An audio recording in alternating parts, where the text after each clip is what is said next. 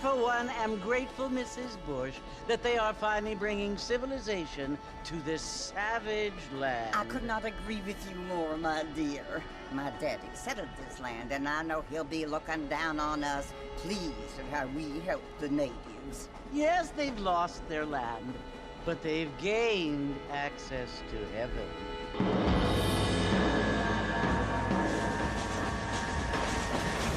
But Father, do you mean unless an innocent receives communion, they're destined to go to hell? It hardly seems fair. What I mean to say, Jenny, is that there is a great deal of difference between an innocent and a savage. I never thought of it that way. Yes, they lived like animals, but they're happier now.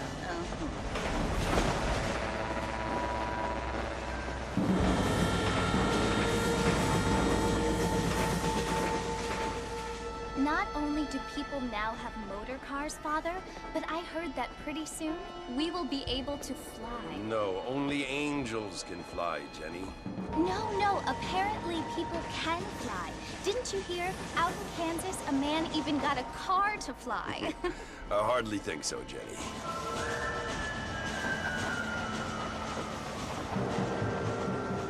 Apparently, Mr. Johns wants to run for governor, which is why he's so concerned with cleaning up the state. Nate Johns. Yes. His family is nothing but hillbilly trash that came here after the war.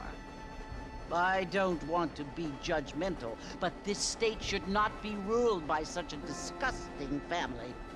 A family without class.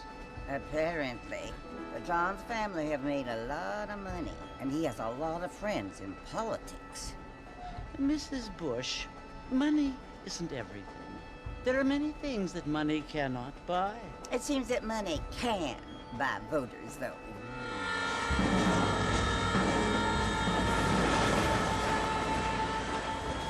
What you must remember, my dear, is that we have been brought here to spread the word.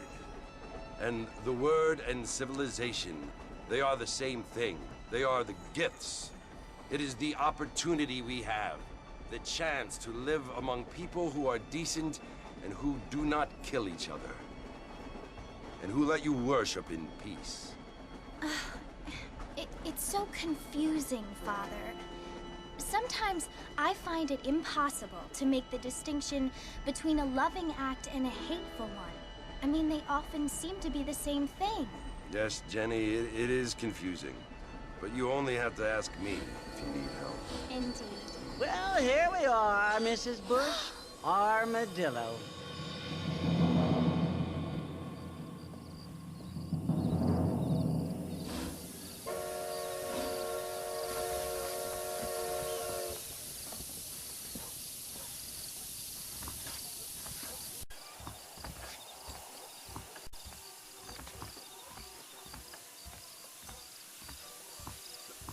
Get your newspaper, find out. Get your news here, find out who got killed. I don't feel good.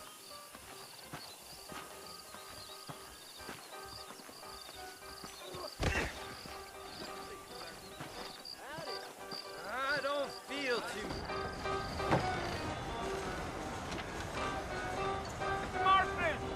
Mr. Marston, over here!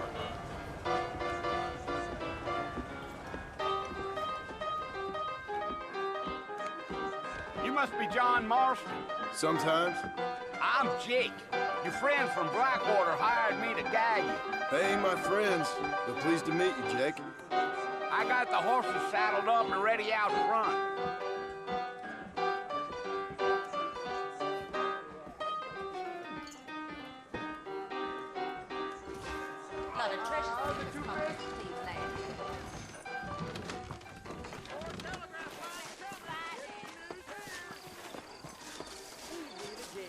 Hello there. Well, here, let's mount up and hit the trail.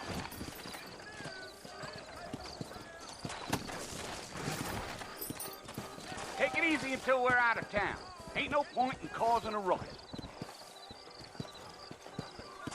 Yeah. Fellas, it's Fort Mercy you want to visit? That's right. Ain't taken nobody up to the fort in a long time. Strange place for a decent fella to want to visit, if you don't mind me saying. Who said I was a decent fella? It's been abandoned for years now. Folks say it was built during the Mexican War. What kinds of soldiers around back then? Why'd they leave? Well, I ain't entirely sure. I heard they had to go up north to fight Indians, or maybe they got tired of being soldiers and went looking for gold. You know how things is.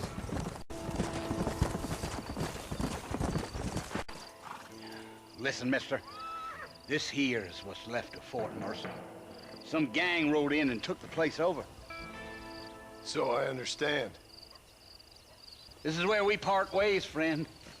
You have yourself a good time.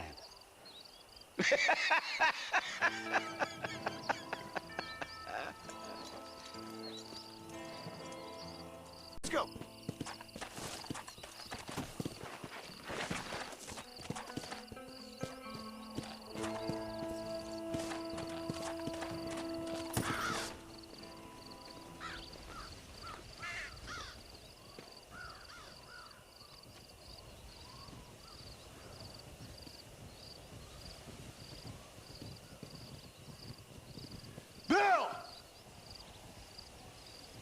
I've come for you!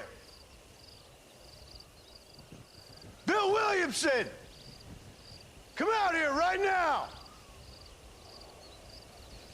Go away now, John. Don't make me kill you. Nobody needs to kill anyone, Bill. You must think I was born yesterday. You always did think I was an idiot. That ain't fair, Bill. You were as my brother. I've come to try to save you. Oh. Do I look like I need saving? Bill, please. They want to kill us all. I can help you. Well, you never tried to save me before. You only seemed to save yourself. Bill, I implore you think about this. You implore me? You implore me. You always were one for fancy words. Oh. Well, things are different now, John.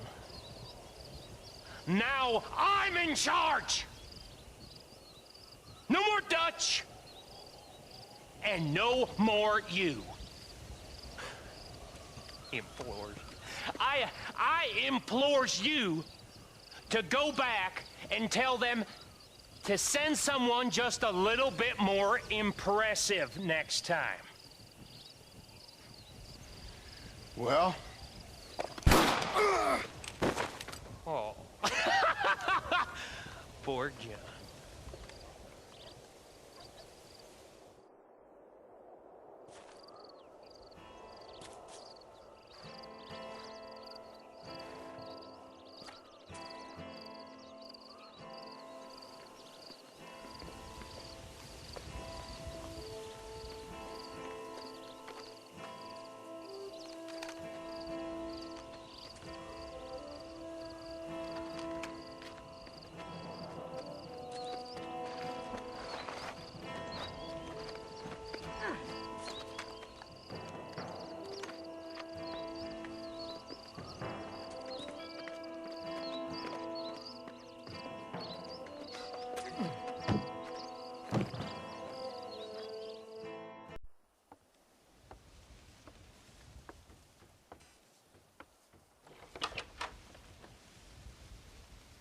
Well, you're alive.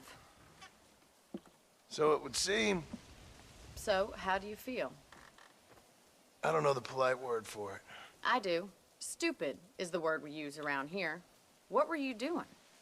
I was doing something stupid. Well, you'll be okay. Once you didn't die, the doctor said you'd be fine. He got the bullets out a couple days ago. Good. It cost us $15. I'm sorry, madam. Should have left me there to die. Did you want to die? I mean, was that it? Was that why you went straight out to Fort Mercer and picked a fight with the worst bandit in the county? To die, Mr. Mr. Marston. John Marston. Bonnie McFarland. Miss Bonnie McFarland. Well, you may be right, Miss McFarland. I don't know. Huh. So what were you doing? I was trying to give Mr. Williamson a chance. For old time's sake. You know Bill Williamson? Knew him. Long time ago. Well, what was he like? Dumb. Just like you. Thank you, miss. See my hat? I have. And, what will you do now? Now I'm gonna take my time and go after him the less kind way. Well, that sounds very fun, Mr. Marston. Quite heroic, just like in those penny dreadfuls my brother used to read. Meanwhile, if you'll excuse me, I've got a ranch to run. Of course, if you're feeling better, why not take a ride with me later? Help me patrol the perimeter. You can earn back some of that money we wasted on doctor's bills. Of course. And thank you for saving my life, I mean. Next time, Mr. Marston, I strongly recommend you don't try to lose it quite so earnestly. I'll bear that in mind. Howdy! Hello there!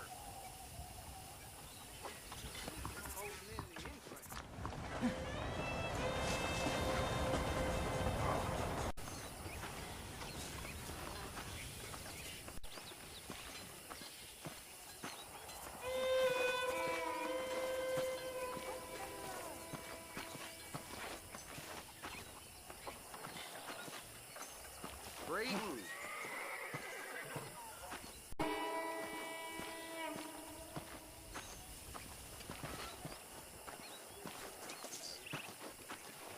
Mr. Marston, back in the land of the living, I see. Figured it's about time I started paying back that $15. Well, no time to waste. The horses are saddled up over here.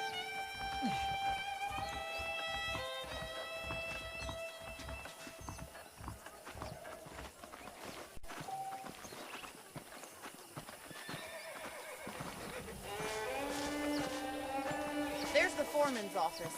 It's also where we lock up good-for-nothing outlaws, such as yourself. I'm happy enough with my current quarters right now, Miss McFarland.